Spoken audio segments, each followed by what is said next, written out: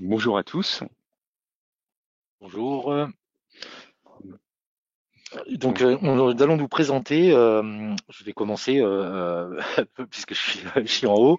Alors, bienvenue tout d'abord à ce webinar qui nous donnera l'occasion de vous présenter les points clés, les notions clés pour une bonne migration, migration réussie dans Azure. Donc, je suis Nordine Bouddha, consultant et avant-vente Azure chez Comsoft. contrairement à ce qui est marqué sous mon image, je suis Bruno ETV, architecte Azure. Donc, je suis chez Bechtle Comsoft depuis presque 2 ans maintenant. Et auparavant, j'ai exercé pas mal de métiers dans l'informatique. J'ai été développeur et puis j'ai fait de l'admin système et réseau. J'ai été indépendant et DSI. Donc, si vous avez des questions à poser sur qui ont trait à votre quotidien, vous devrez pouvoir se comprendre.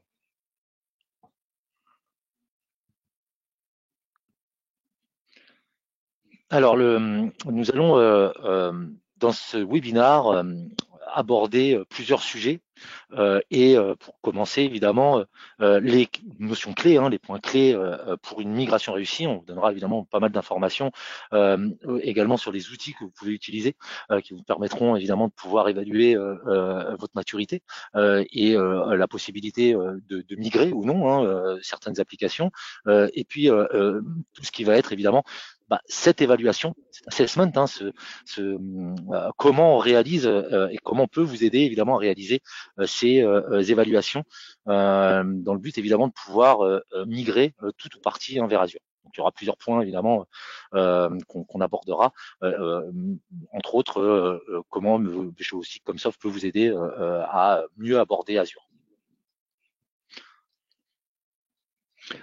Donc en particulier, on va s'attacher à un business case, un exemple d'un client avec lequel on a travaillé récemment, qui avait 5 sites géographiques et 6 serveurs VMware à renouveler ou migrer, parce que le matériel et le logiciel étaient en fin de support, en fin de vie. Donc la question se posait de savoir quelles étaient les options à prendre pour l'avenir. Donc, on a travaillé avec ce client et dans la partie un petit peu plus pratique, vers la fin de la présentation, on reprendra le travail une partie du travail qu'on a effectué avec lui. Donc, se pose la question effectivement de pourquoi migrer vers Azure. Donc, il y a le cas de ce client en particulier qui peut concerner des OS ou une infrastructure qui est en fin de vie, en fin de support, qui devient obsolète.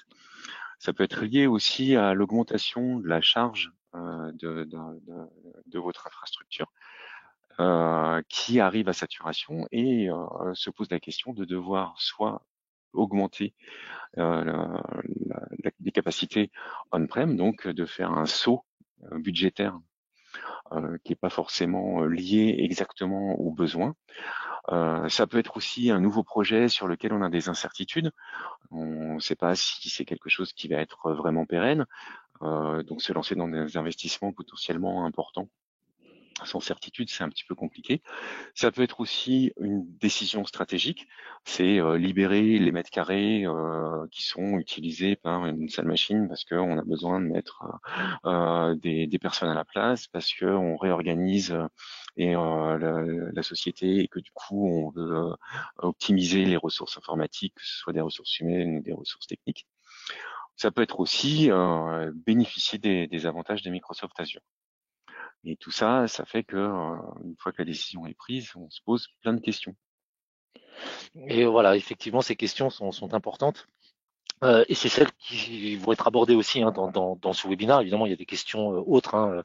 Vous l'avez remarqué, on n'a pas parlé de la sécurité, puisque vous allez le voir, ça fait l'objet d'un sujet bien particulier, d'un webinaire qui sera proposé très bientôt.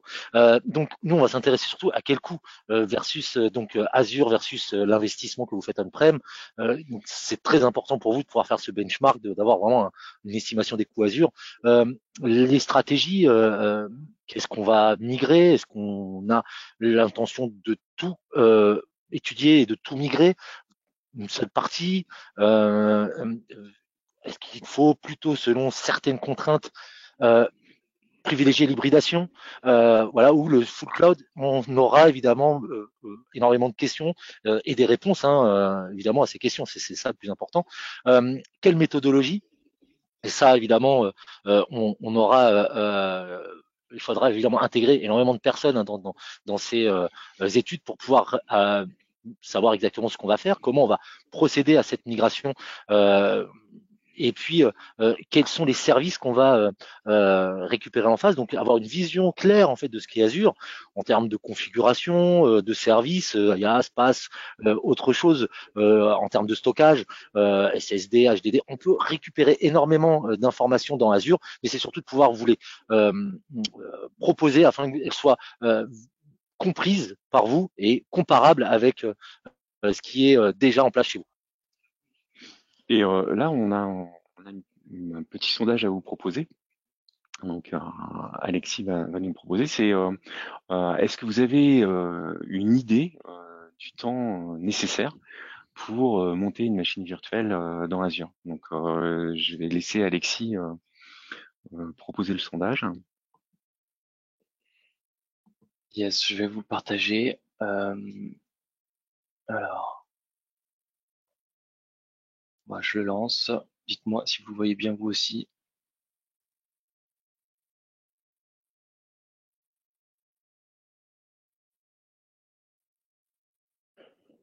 Alors, 34% On voit bien. ont voté, 42, 45,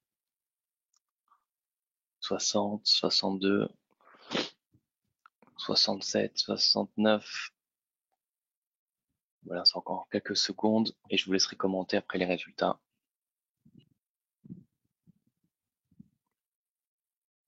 Allez, on attend encore 1-2 secondes.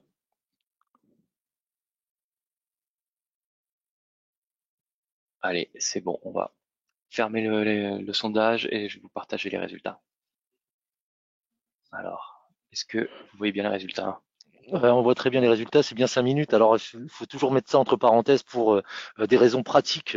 On met pas une VM en 5 minutes en ligne sans prendre les considérations de sécurité, réseau, etc. Donc, effectivement, on met 5 minutes pour monter une VM. On fait attention quand même de bien paramétrer certaines choses parce que instantanément, si elle est déployée, elle va être attaquée. Donc, il faut quand même faire attention à certaines choses. N'est-ce pas, Bruno? Oui, effectivement. Donc maintenant qu'on a vu Je te laisse repartager, hein, Bruno. ah d'accord. Yop, yop, yop, yop, yop, yop, yop.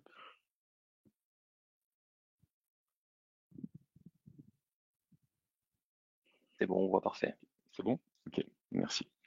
Donc merci Alexis.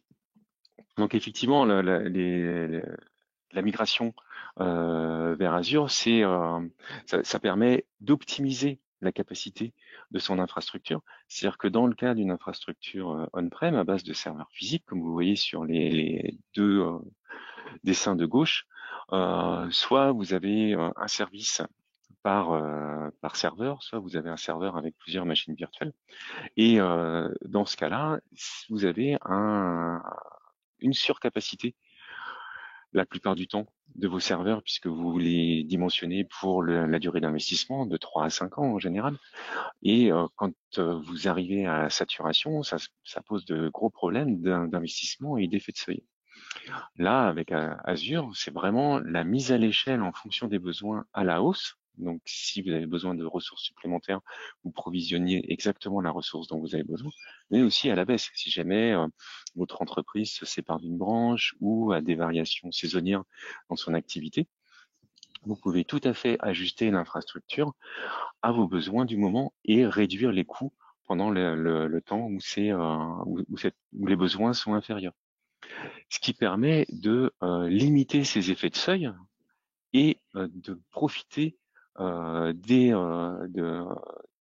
variations financières et d'ainsi dépenser moins d'argent. C'est-à-dire que le cas d'un site web marchand, par exemple, qui va avoir une surcharge monstrueuse au moment du Black Friday, des soldes, de Noël, si on veut le faire tourner sur une infrastructure physique, on est obligé de dimensionner cette infrastructure physique pour encaisser ces montées de charges. Mais ces montées de charges, elles ont cumulé sur l'année, elles ont lieu sur, on va dire, un mois peut-être. Et donc, on dimensionne une infrastructure pour un mois de charges importantes, et tout le reste du temps, cette infrastructure, elle est complètement sous-utilisée. L'avantage de mettre ce type d'infrastructure dans Azure, c'est qu'au moment de la charge, vous allez pouvoir euh, y faire face, quelle que soit la charge finalement, puisqu'il suffira de rajouter des ressources. Et en période creuse, vous réduisez complètement les coûts. Donc en lissant les coûts sur l'année, vous arrivez à un montant nettement inférieur.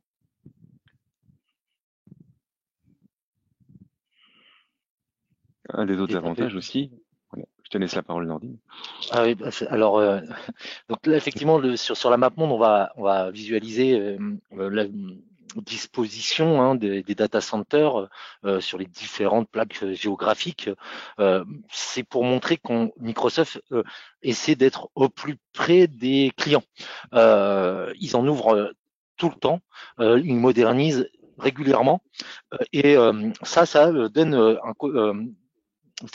c'est en rapport avec la disponibilité, ce qui permet, on va dire, de pouvoir avoir un cloud public de qualité et surtout des services qui répondent très très bien.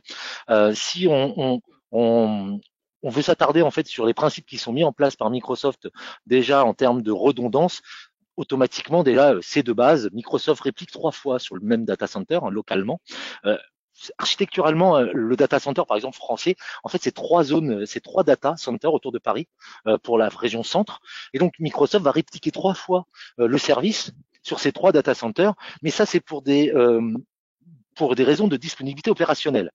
Vous pouvez choisir, vous, un autre type de redondance et donc une réplication ailleurs, dans une autre zone géographique, voire même dans un autre continent, voire même en local. C'est un choix, mais Microsoft le fait pour s'assurer que son service soit toujours disponible, malgré toutes les possibilités d'avarie matérielle ou autre. Donc il y a, quoi qu'il arrive, donc une sécurité déjà de base proposée par Microsoft en termes opérationnels.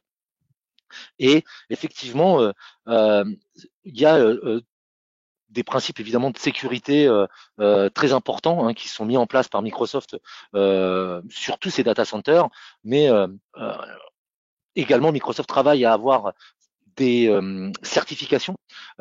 C'est cette conformité très importante, déjà par rapport au pays dans lequel se trouve. On va parler de l'Europe, la RGPD, la GDPR, ou ça dépend dans quel sens on veut le donner, qui est très important pour Microsoft d'appliquer vraiment toutes ces règles. Il y a aussi des certifications très importantes, très spécifiques à certains secteurs. On va parler de la santé avec les certifications HDS. C'est propre à la France. Chaque pays a ses certifications. Et donc Microsoft a travaillé avec le ministère de la Santé pour avoir une possibilité pour héberger les hébergeurs HDS. Donc Microsoft est certifié HDS et donc peut proposer un hébergement pour les professionnels de la santé ou les hébergeurs qui sont certifiés HDS.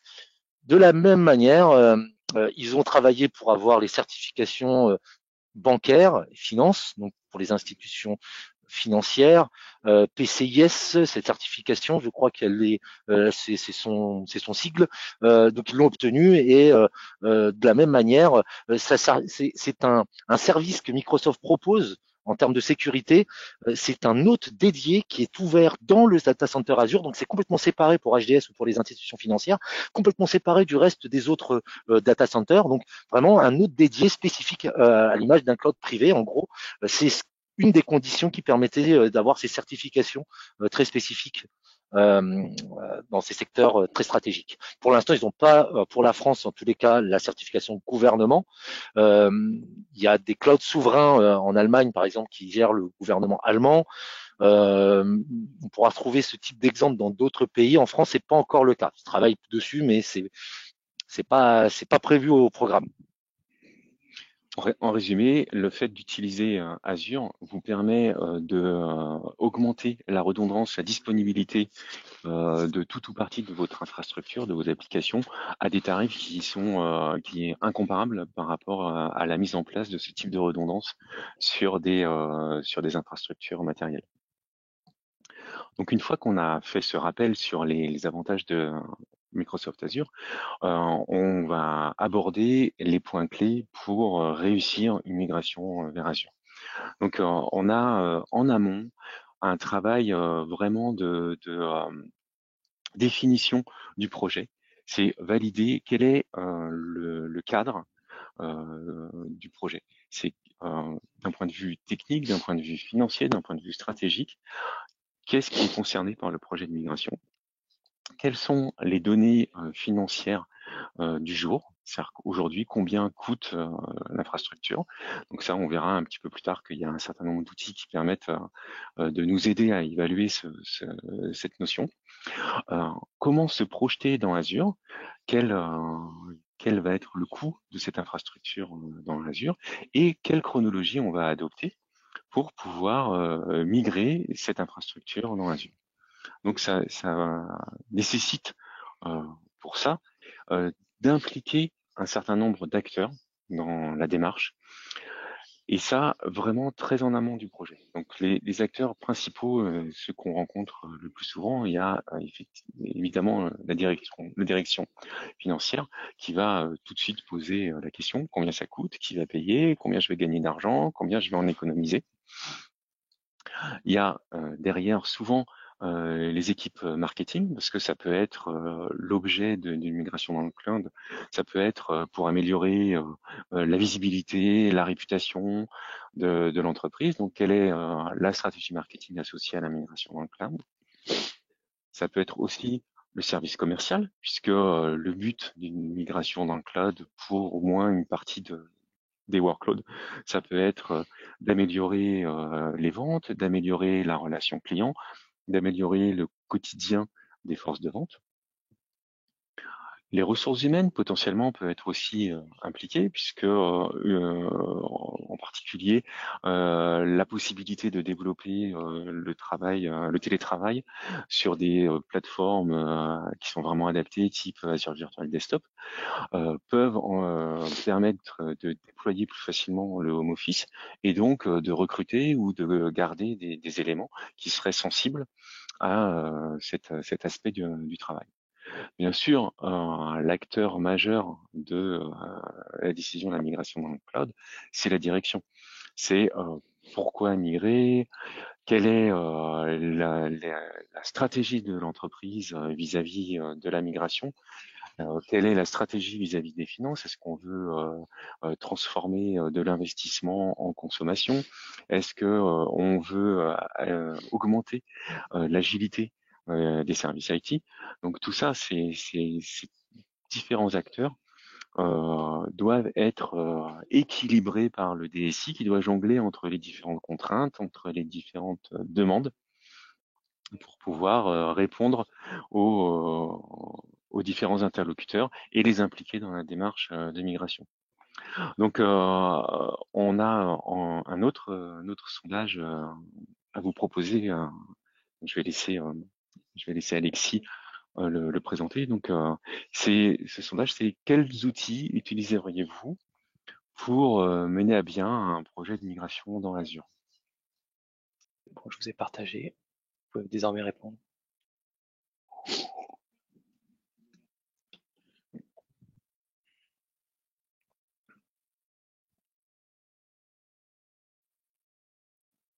Et 30% répondants. On va laisser encore un petit peu. Ça répond très très vite. On laisse encore quelques secondes pour les derniers retardataires.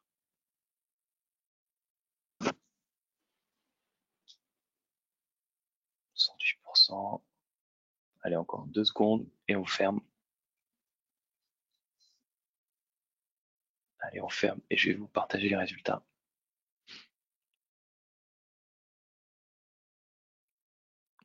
Voilà. Merci beaucoup. Du coup, moi, vous voyez mon écran toujours? Non, on voit toujours mon sondage. On voit la réponse. On voit la réponse. Après, on peut commenter. C'est une bonne réponse pour Azure Migrate. On va aborder les outils qui sont proposés avant, TCO et calculatrice Azure, pas Azure Migrate, puisque c'est pas c'est pas un outil en amont. On est quand on déploie de l'Azure Migrate, en fait, déjà dans une réflexion plutôt bien avancée, mais c'est bien la bonne réponse. En tout cas, c'est la réponse idéale. Après, on peut utiliser le reste, hein, c'est pas un problème. Mais c'est une réponse qui est idéale. On va dire l'outil idéal, c'est bien ça. Euh, donc, on va faire les outils. Je crois que c'est le slide d'après. C'est pour. Ok,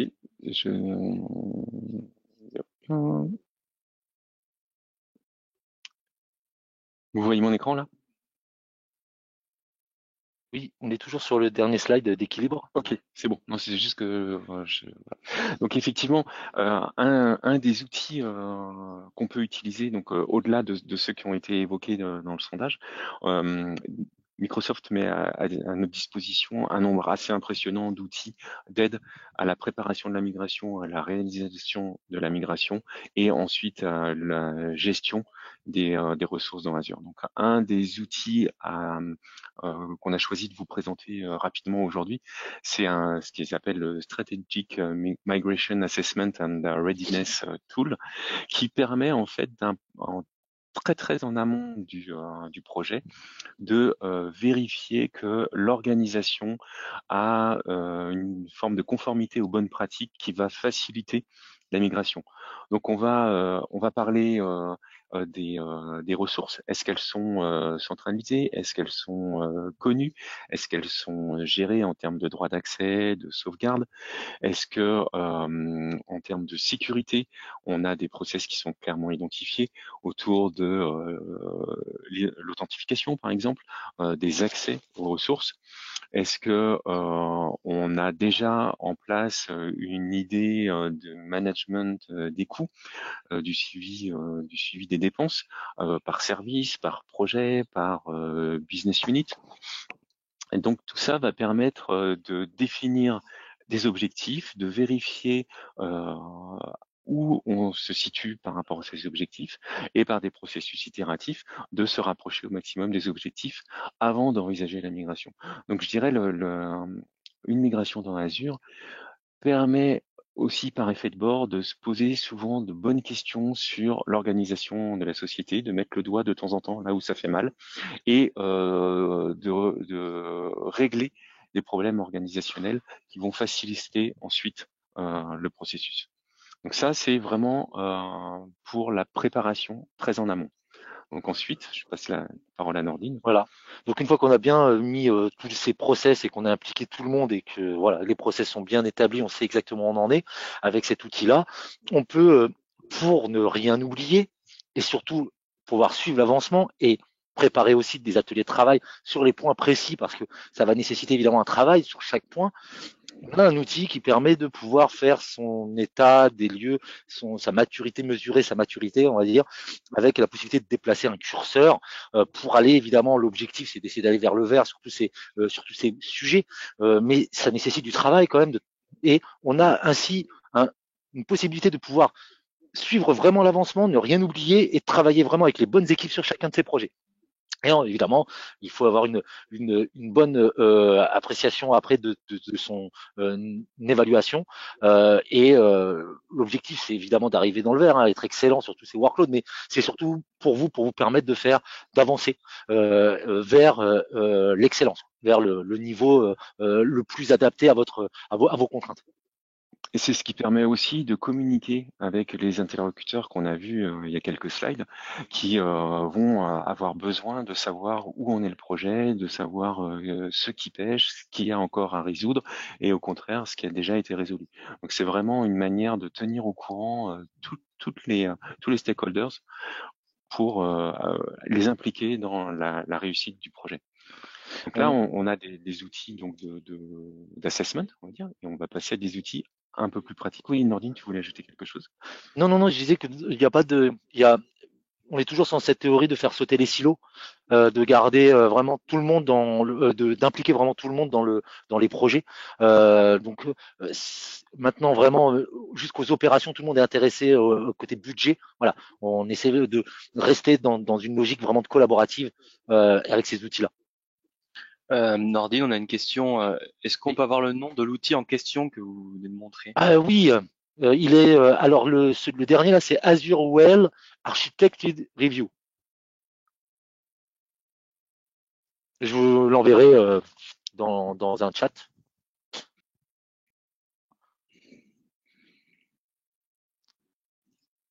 Voilà, donc Donc sur la partie donc outils, on a vu des outils donc process et des outils d'état d'avancement, de maturité. Donc là, on est encore tout à fait on est encore dans la théorie, on est encore dans l'établissement d'un process, hein, d'une stratégie. Maintenant, on va aller dans le côté vraiment pratique. Combien ça coûte et la calculatrice Azure, c'est l'outil idéal pour ça. Autant avant, il faut savoir ce qu'on veut calculer. Mais si on sait ce qu'on veut, on va pouvoir trouver le prix, en tous les cas, un budget approximatif qui va euh, permettre en fait d'avancer. On a besoin, on ne peut pas partir à l'aveugle, sachant. On revient sur le principe d'Azure, c'est facturé à l'heure. Il n'y a pas de problématique. On peut provisionner autant de ressources, la taille de n'importe quelle taille, vous paierez à l'heure et à la consommation. Donc autant prévoir un peu avant pour être sûr que ça colle au budget qu'on vous a alloué. Et donc là, on a pris un exemple avec Azure Virtual Desktop. Il y a 200 services disponibles sur la calculatrice et donc si on sait ce qu'on cherche, on va pouvoir calculer un prix. Après, il y a un autre outil qui est plutôt idéal alors, pour. Oui, ouais, pardon. avant de passer à l'autre outil, on a encore un petit sondage. Un sondage. Ah, pardon. Oui, oui, oui. Donc c'est un qui est en lien avec l'outil de la calculatrice. C'est donc je vais laisser Alexis le présenter, mais c'est quel est le SLA, Service Legal Agreement, sur le service IaaS Azure VM, machine virtuelle. Donc on va vous laisser répondre. C'est bon, le sondage est ouvert. On va laisser quelques instants. Alors, voilà, on vous dit le SLA qui est promis par Microsoft si on respecte des process. J'ai pas mis la parenthèse, la question était trop grande. Hein. Allez, on va refermer le sondage. Quasiment tout le monde a répondu. Tout le monde est assez rapide. Stop. Allez, je ferme le sondage et je vous partage les résultats. Oui, alors c'est bien 4-9. Hein. Et selon, pour les avoir, il faut pas mettre une seule VM. Je laisse Bruno essayer de développer, mais pour avoir cette note de service, évidemment, il faut assurer derrière avec un process que Microsoft Voilà, propose. donc il faut utiliser l'ensemble des outils de redondance qui sont proposés par Microsoft. C'est-à-dire que si vous créez une seule VM sur un seul data center qui a aucune scalability set ou availability set, vous n'obtiendrez pas ce niveau de SLA. Mais bon, ça c'est voilà, ça donne un ordre de grandeur assez intéressant, sachant que ça correspond à quelques minutes d'arrêt par an seulement des ressources. Donc c'est quelque chose qui est assez difficile à obtenir quand on est dans un environnement on-prem avec toutes les interruptions qui sont dues soit aux pannes de courant, soit aux interruptions pour de la maintenance matérielle ou ce genre de choses. Donc outil TCO. Alors Voilà. sur la partie outils encore, le TCO c'est un outil plutôt intéressant pour pouvoir benchmarker, pour pouvoir comparer vos investissements on-premise avec des futurs investissements Azure. Alors, ça nécessite quand même de travailler, hein, et de la même manière, c'est différent par rapport à Azure Migrate qu'on ne va pas aborder ici.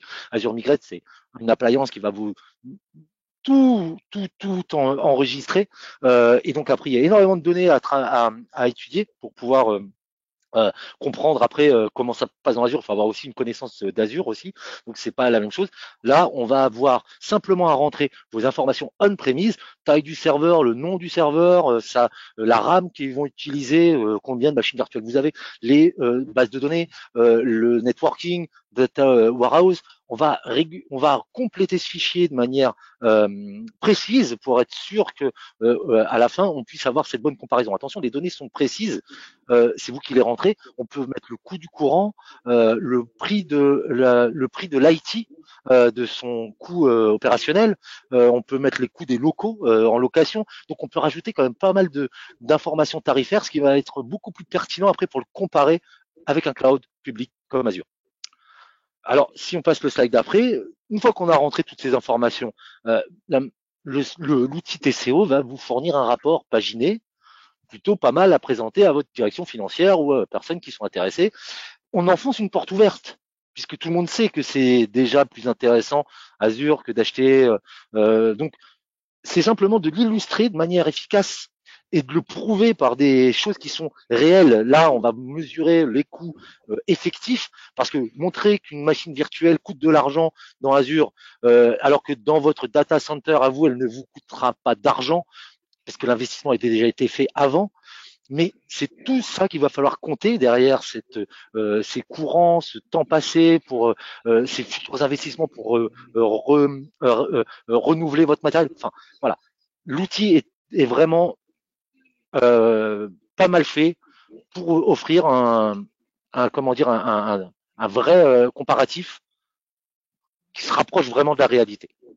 Sachant que on peut, comme l'évoquait Nordine, aller très loin dans le détail, mais on peut aussi rester à un niveau un peu plus grosse maille si on n'a pas besoin d'aller aussi loin. Et c'est vraiment un outil qui permet d'avoir des indications pertinentes et de savoir où on va d'un point de vue financier quand on commence à réfléchir à ce type de projet. Et d'ailleurs, d'un point de vue financier, quand on regarde les évolutions des coûts totaux en fonction de la période dans laquelle on est pendant une migration. Si on reste sur un périmètre identique sur une infrastructure on-prem, on voit les pointillés rouges. Donc c'est quelque chose qui est assez linéaire. On est parti du principe qu'il n'y a pas de transformation majeure dans la société pendant la période de temps considérée. En revanche, si on décide d'aller vers Azure, on va avoir dans un premier temps une augmentation des coûts puisqu'il va falloir investir en formation, il va falloir déployer des ressources qui seront pas encore fermées sur la partie on-prem. Et puis petit à petit, on va diminuer les investissements, augmenter les coûts Azure et avoir une facture totale qui va être la plupart du temps nettement inférieure à la facture totale d'une infrastructure on-prem. Donc on a vraiment un intérêt dans la plupart des cas à réfléchir et analyser cette partie coût qui permet derrière de disposer d'un budget supplémentaire pour l'entreprise. Donc avant de passer à la suite, on a encore un sondage qui va vous poser la question de savoir, selon vous, quels sont les points critiques dans un projet de migration. Voilà, le sondage est lancé. Ça répond très vite. Là, il n'y a pas de bonne réponse. Hein.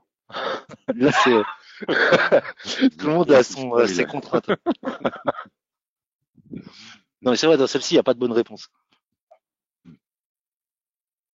Tout est une contrainte.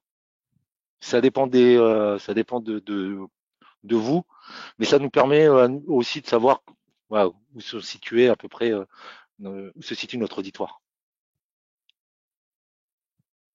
Mais effectivement, le fait d'avoir des applications vieillissantes sur des matériels et des systèmes d'exploitation anciens, c'est un risque qui augmente à chaque jour qui passe. Et si cette application est critique, au fur et à mesure du temps, ça pose vraiment de réels problèmes de sommeil au DSI. Et le fait de pouvoir migrer ces applications telles quelles dans Azure, alors, dans certains cas, ça peut ne pas être possible s'il y a des interactions matérielles avec, je sais pas, des machines-outils ou des choses comme ça, mais le fait de pouvoir prendre la coquille et de la migrer dans Azure sous certaines conditions, ça permet au moins de s'affranchir des problématiques liées au hardware et de pouvoir envisager un peu plus sereinement la migration de l'application vers quelque chose d'un peu plus moderne. Donc, une fois qu'on a vu On voit quand même que dans ce sondage, qui est intéressant, c'est que beaucoup de personnes pensent encore que la sécurisation des services est un problème. La continuité de service, effectivement, ça c'est des choses qui se préparent en avance. Hein. Essayer de de migrer en parallèle, comme le disait Bruno. À un moment, il va y avoir les workloads vont tourner en même temps pour être sûr qu'il n'y ait pas d'interruption de service. Pour après, une fois qu'on est sûr qu'Azure tourne, on éteindra en on-prem. Donc, on peut s'assurer d'une continuité de service. Néanmoins, ça nécessite quand même une organisation et du travail.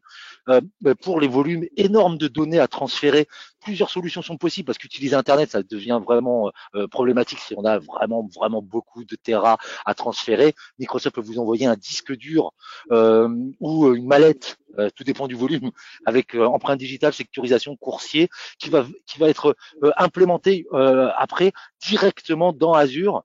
Après, il existe d'autres tuyaux ExpressRoute par des opérateurs externes qui peuvent vous tirer évidemment un câble directement sur un data center, tout dépend où vous vous situez. Il y a des options pour ces transferts gigantesques de données qui peuvent être évidemment des points critiques. Pour la sécurisation des services, on en parlait tout à l'heure, comment Microsoft sécurise, ce sont des points qui sont très bien vus par les clients en général. On sait que c'est relativement sécurisé. En fait, la problématique de sécurité va se retrouver plutôt du côté utilisateur, voire sur la partie Internet.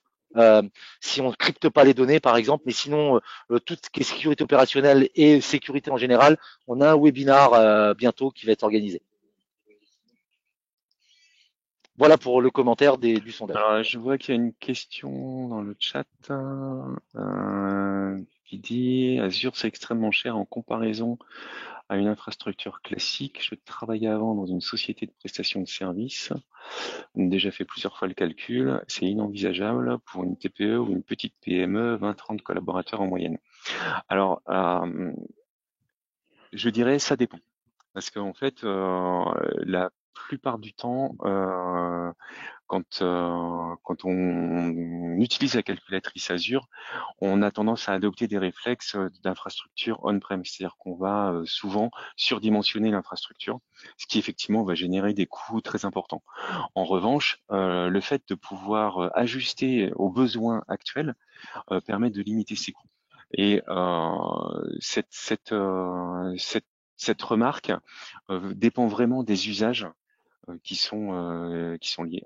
Et chaque jour, Microsoft innove en proposant des services qui sont de plus en plus étoffés, en particulier autour du bureau virtuel, par exemple, où là, on peut se poser la question de l'intérêt d'avoir une machine physique, alors que on peut se connecter depuis n'importe quel terminal vers un bureau virtuel qui a une puissance sans commune mesure avec ce qu'on pourrait avoir en physique. Donc, dans certains cas, la remarque est pertinente, et dans énormément de cas, on se retrouve avec des coûts qui sont quand même plus Alors ajustés. voilà, et c'est vrai que de toute façon, dans la logique, quand vous réalisez donc une virtualisation sur vos postes physiques, sur votre serveur physique, donc vous avez une possibilité de réaliser un nombre illimité de machines virtuelles, enfin illimité, limité par la capacité du serveur physique, mais ça vous coûtera pas plus d'argent d'en mettre 10 ou d'en mettre 100 sur la même machine. Sauf si c'est des VM Windows parce qu'il faut payer les licences, mais entre guillemets. Dans Azure, vous n'avez pas cette possibilité puisque chaque VM est payante. Donc c'est sûr que on va pouvoir dimensionner en termes de taille. On peut avoir évidemment plusieurs prix, on peut les payer qu'à l'heure, on les utilise uniquement à l'heure, et dans ce cas-là, voilà, on va avoir plutôt une question de confort qu'une question simplement de prix, une question de perf plutôt qu'une question de prix. Voilà, faut regarder voilà, en termes de plusieurs critères. Mais effectivement, si on pousse le bouchon à son extrême, une infrastructure on-prem poussée à son maximum peut coûter moins cher que plusieurs VM dans Azure. Oui. Il y a plein de questions qui arrivent. En fait, On va peut-être y répondre à la fin, sinon. ouais, je pense qu'on va continuer à les poser. C'est très intéressant. Et effectivement, on regardera ça en fin de présentation. Donc voilà, pour résumer le processus de migration vers Azure, il y a vraiment des grandes étapes à prendre en compte. Donc, au tout début, il faut définir sa stratégie. C'est pourquoi on veut migrer, qu'est-ce que ça va avoir comme impact sur l'activité de l'entreprise, quelles sont les justifications d'un point de vue business et financier pour effectuer cette migration et quelles priorités on donne au projet. Une fois qu'on a défini ce qu'on voulait faire et quelle intensité on voulait euh, euh, mettre dans ce projet-là, il va falloir le planifier. Il va falloir faire un inventaire digital des ressources de l'entreprise en termes de matériel, logiciel, licence, vérifier l'alignement de l'organisation par rapport aux bonnes pratiques générales et d'Azure en particulier, vérifier que on a toutes les compétences en interne ou qu'on a les partenaires ad hoc pour pouvoir aller avancer dans le projet et vérifier que tous les intervenants ont bien adopté le plan de migration vers le cloud. Donc une fois qu'on a ces étapes-là qui sont réalisées, on va pouvoir commencer à vérifier point par point si toutes les ressources sont prêtes à migrer vers Azure.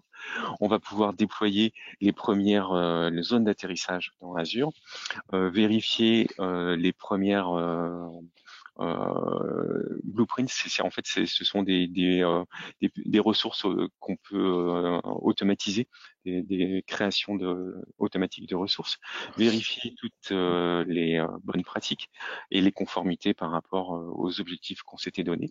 Et puis petit à petit, on va pouvoir commencer à migrer les premiers workloads et puis étendre les scénarios au fur et à mesure. Et une fois que l'ensemble des ressources ont été migrées, pouvoir commencer à aller taper dans des ressources innovantes de la part d'Azure, transformer des applications, utiliser des nouveaux services, tout en gardant à l'esprit les bonnes méthodes de gouvernance et les bonnes méthodes de management d'une ressource Azure. Donc là, on revient un petit peu plus sur la manière dont Betchelcomsoft peut vous accompagner. Donc, je laisse Nordine. Oui, alors donc aller dans le cloud, c'est pas mal de travail en amont. On l'a vu, il y a des outils en self-service qui sont très bien faits, mais qui nécessitent quand même un peu de travail, voire même beaucoup pour certains, pour être le plus précis possible. Ce qui va être très intéressant, donc, c'est d'avoir un partenaire qui connaît plutôt bien le sujet pour essayer de faire cela avec vous, tout en vous permettant un ROI, puisque derrière, évidemment, on a parlé des coûts, mais l'idée, c'est vraiment de pouvoir essayer d'avoir la meilleure évaluation possible. Donc, prendre prendre le temps surtout de construire cette enveloppe budgétaire, cette estimation, euh, et, euh, et puis évidemment d'essayer d'élaborer des scénarios, puisque plusieurs possibilités vont s'offrir à nous. On a vu tout à l'heure pendant tout le webinaire qu'il y avait évidemment des possibilités pour migrer tout partie, moderniser ou non, mais voilà, il y a des tailles de machines qu'on va pouvoir choisir ou d'autres, des services plutôt que d'autres. Dans ce cas-là, voilà, c'est toute cette étude qui est importante à faire en vue évidemment d'une migration réussie. Et ça intervient effectivement très tôt dans le processus, puisque c'est à l'issue de cette mission, vous avez des éléments factuels, tangibles, budgétaires, qui vous permettent de prendre une décision en connaissance de cause. Donc la mission se déroule enfin, le principe, c'est vraiment analyser l'existant, donc ensuite définir le périmètre de la migration, se projeter dans Azure, utiliser les mécanismes d'optimisation essentiellement contractuels autour de cette projection, et puis définir plusieurs scénarios en fonction de certaines contraintes. Donc le déroulé de la mission consiste à d'abord déployer un certain nombre d'appliances virtuelles qui vont collecter des données de consommation de votre infrastructure en termes d'usage CPU, RAM, disque, ce qui va nous permettre de faire une première passe avec vous, qui connaissez votre infrastructure, de vérifier que toutes les VM qu'on a inventoriées sont effectivement concernées, ou au contraire, il y en a qui sont toujours actives mais plus utilisées, ou les workloads de ces VM sont destinés à être arrêtés, ou ce genre de choses, quoi. Et donc là, avec ces processus itératifs de d'analyse de l'existant, on arrive à avoir une projection et plusieurs scénarios qui vous permettent ensuite d'aller voir la direction en disant, voilà, si on va dans Azure avec ce scénario-là, ça va nous coûter tant. Et d'un point de vue vraiment plus pratique, ça va se présenter de la manière suivante, c'est-à-dire qu'on va avoir vraiment une liste des VM avec les OS, avec les adresses IP, et on va avoir un certain nombre d'alertes qui vont être souvent liées à la version de l'OS et qu'il va falloir traiter en amont. Donc, soit en migrant ces infrastructures vers une souscription qui permet d'utiliser ce type d'OS, soit en modernisant l'OS, en migrant les applications, ou en arrêtant les services s'il s'avère qu'ils ne sont pas utilisés.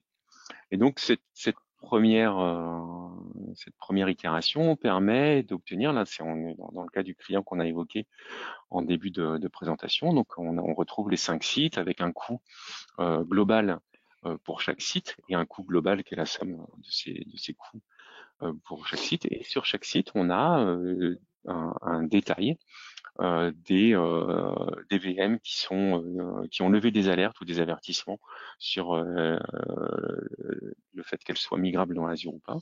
On a le coût du compute, on a le coût du storage et des différents types de storage. Et c'est là, je fais une petite parenthèse par rapport à la question qui avait été posée, où si on prend des configurations type idéales, ou si on veut les niveler vers le bas pour payer le moins possible, avoir des machines qui soient trop justes, dans Azure, on peut tout faire. Et du coup, on peut diviser par deux les prix. C'est les stratégies, c'est les choix, c'est les scénarios. Tout est étudiable, mais en tous les cas, dans nos missions ou dans notre approche de ces solutions, avec Bruno, on préfère toujours être à un peu plus de 1 en termes de confort, pour être sûr qu'il n'y ait aucun problème en termes de puissance et en termes de rendu derrière.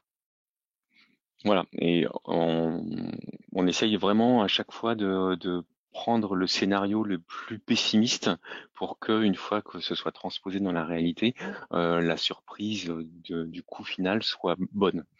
En particulier, on s'attache aussi à analyser tout ce qui concerne le stockage, puisque en fonction du type de stockage qui est utilisé dans Azure et du, de l'utilisation réelle qui est en effet, vous allez avoir des variations de coûts qui peuvent être assez importantes. Donc ça, c'est tout un pan de l'analyse aussi qui est effectué pareil avec votre connaissance de votre infrastructure, qui permet d'affiner cette notion. Et puis, une fois qu'on a effectué toutes ces toutes ces itérations, on arrive à le scénario final qui a été choisi en fonction des contraintes, et sur lequel on va pouvoir enclencher les processus suivants de migration effective. Et donc là, on arrive à la fin de la présentation. Donc on a un dernier sondage à vous proposer, et après on va pouvoir répondre à vos questions. Donc le dernier sondage, c'est quelles sont vos contraintes en termes de sécurité qu'Azure ne pourrait pas garantir selon vous? Donc, il y a déjà une petite portion de notre auditoire qui a répondu sécurisé tout à l'heure, lorsqu'on leur a demandé s'il y avait des contraintes. Donc, du coup, on va affiner là. Le On aura sondage une est idée ouvert. de, on aura une idée de ce que pense. Alors, on va laisser quelques secondes encore pour que tout le monde puisse répondre.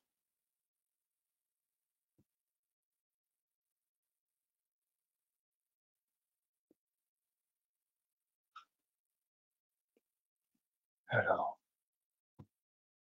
et on Vous allez voir, ça va être intéressant pour partager les résultats après. Dans quelques secondes, je vous laisserai les commenter. Allez, encore 5 secondes et on ferme. On aurait dû laisser cette question ouverte plutôt que de faire un choix multiple, mais c'est pas grave. S'il va, non, vous allez voir, il y a des choses qui ressortent. Allez. Et je partage les réponses avec vous.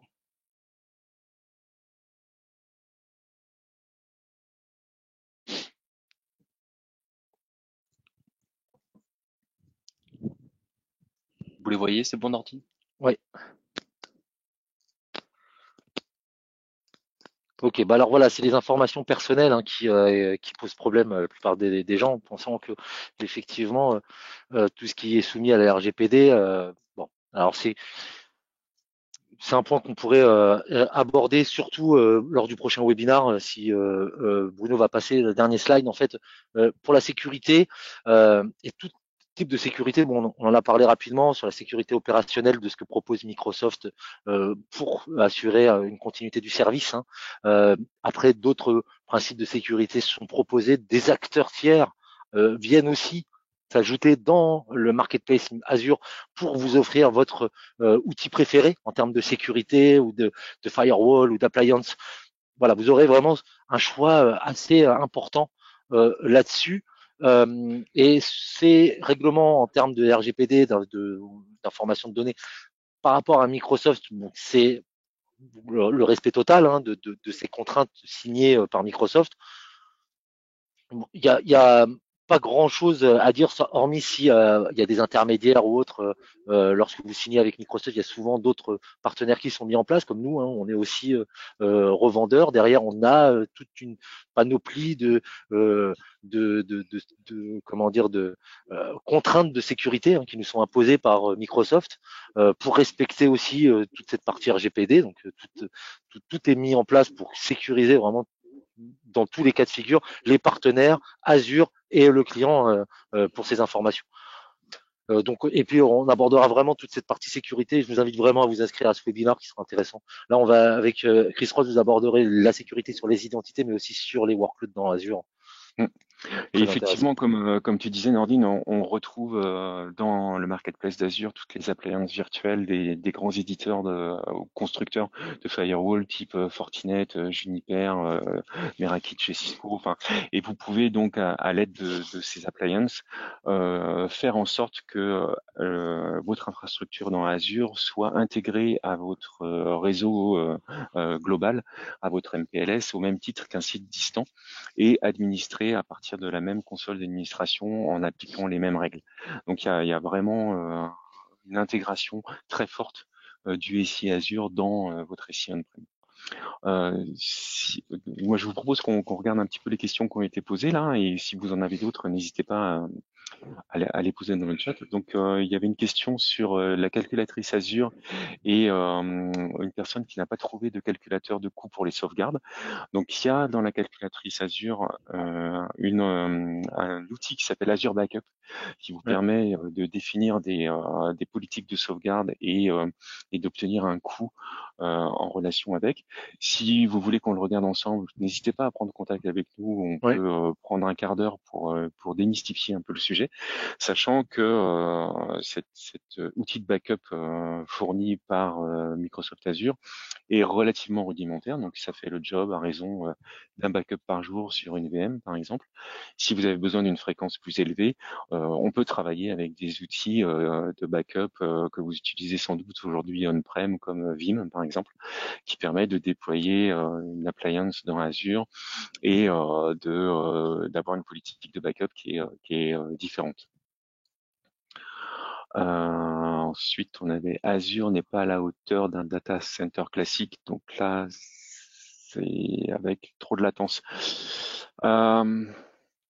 Si les deux remarques sont liées, la latence avec Azure, c'est quelque chose qui se traite en fait. C'est-à-dire que s'il y a un problème de latence entre une infrastructure on-prem ou des clients et Azure, on a moyen, comme l'exprimait Nordine, de définir, d'utiliser des express routes qui permettent de définir des liens entre une infrastructure on-prem et l'infrastructure Azure, avec des caractéristiques qui peuvent arriver jusqu'à celles d'un réseau local. Donc là, il y a vraiment moyen de travailler sur le sujet. Après, enfin, il peut y avoir effectivement des cas particuliers auxquels ça s'applique pas, mais il y a quand même une performance assez élevée. Et après, Ensuite, c'est vraiment aussi de ce qui dépend aussi de ce qu'on demande, hein. Donc là, on peut, on pourra en rediscuter si on veut prendre contact après pour essayer de voir, hein, ce qui voilà, est. si vous avez des questions vraiment précises et des problématiques qui sont vraiment liées à de la latence sur des applications particulières, n'hésitez pas à revenir vers nous parce que on peut éventuellement se pencher sur le sujet et voir d'où ça vient. Et travailler avec Microsoft aussi Mm. pour améliorer la situation. Quelle est la politique Azure de pricing pour des ressources réservées? Donc ça, en fait, depuis maintenant 2 bonnes années, on peut réserver des ressources et les payer au mois le mois. Donc ça permet en fait d'appliquer une réduction sur une famille de ressources pour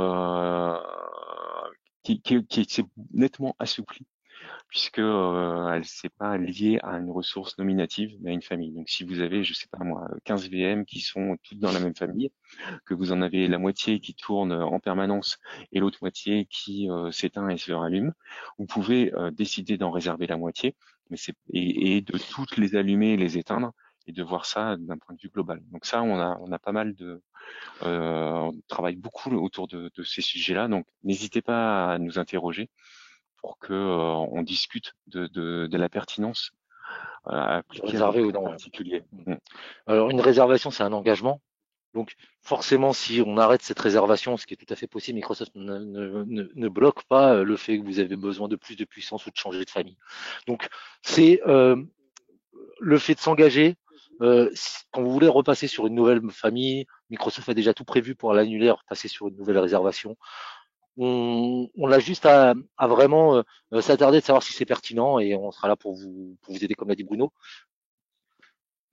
Et effectivement, c'est possible d'accéder au tarif des ressources réservées à travers la calculatrice. Donc ça, C'est ça. enfin vraiment, prenez contact avec nous et puis on peut prendre pareil un quart d'heure, une demi-heure pour regarder ensemble la calculatrice Azure et vous montrer deux, trois points intéressants. La question d'après, c'est le prix n'est pas stable sur le cost management Azure. Alors ça, c'est pareil, il faut voir dans le détail parce Alors, que un prix stable, alors le prix n'est pas stable. Si on regarde les price lists de Microsoft, elles sont assez stables. Il peut y avoir des changements de prix en fonction des régions, en fonction de certains critères, mais en règle générale, il y a des possibilités que ça change. Je ne peux pas vous dire que ça ne change jamais, que le prix ne peut pas changer. Microsoft change son matériel et donc peut changer son prix, mais ça reste quand même très marginal. Euh, Par contre, effectivement, il y a des variations de prix quand on change de région. Amsterdam n'est pas le même prix que Dublin et France Centre n'est pas le même prix que France Sud. Donc il faut regarder, certainement plus facile de rester en France parce qu'il y a la proximité. On parlait de disponibilité, de latence, etc. Donc c'est sûr que si on va choisir un data center à Seattle et que la connexion se fait en Suisse, il va y avoir peut-être un peu de temps, mais en réalité, les data centers français sont pas les moins chers. Donc, s'il n'y a pas de nécessité d'être toujours avec une très bonne disponibilité, on peut choisir d'ouvrir sa machine n'importe où dans le monde, là où c'est le moins cher. ensuite, on avait une autre question concernant les apps dans le domaine médical. Quel serait le cloud approprié entre l'hybride et le full en tenant compte du RGPD? En fait, dans le domaine médical, la norme HDS, elle est plus politique que technique en fait. C'est-à-dire que l'ensemble des intervenants sur un projet qui a trait à l'hébergement de données de santé doit être certifié HDS. Donc si vos process et vos personnels sont certifiés HDS dans un cloud ou dans un hébergement euh, on-prem, ça peut très bien fonctionner. Si vous décidez d'héberger vos données dans Azure, Azure est certifié HDS. En revanche, est-ce que tous les intervenants qui vont avoir accès à la plateforme Azure sur laquelle vous avez développé cette application sont certifiés HDS? Ça, c'est la problématique à répondre.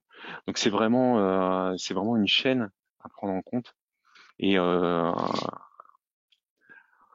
donc ça, y a pas une réponse magique en fait. Le HDS sur le principe de base, c'est vraiment Microsoft qui va héberger les hébergeurs qui sont déjà HDS. Donc, c'est pas, vous n'allez pas obtenir une certification HDS en allant dans Azure.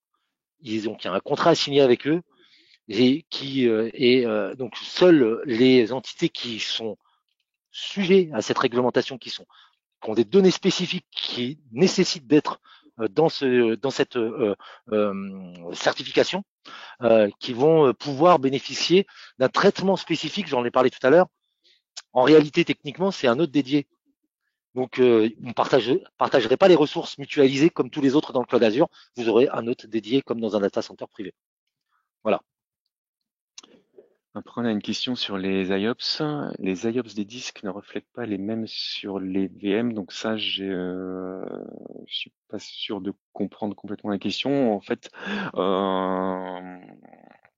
il y a un certain nombre de types de disques différents dans Azure, dont certains type Ultra SSD permettent d'avoir des IOPS vraiment importants.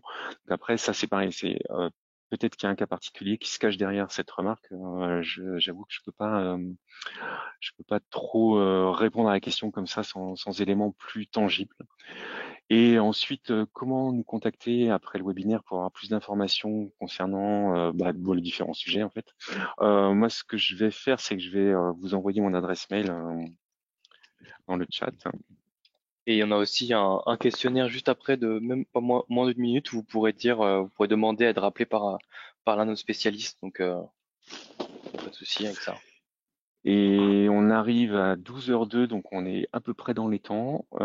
Est-ce que vous avez d'autres questions? Est-ce que Bon, après, ils pourront toujours vous les poser oui, par oui, email oui, ou dans le questionnaire. Il y a un champ ouvert. Donc, n'hésitez pas à remplir ce questionnaire qui va vous apparaître quand vous quitterez le webinaire. En tout cas, je pense qu'on va devoir rendre l'antenne, mais merci en tout cas à vous deux, c'était super intéressant.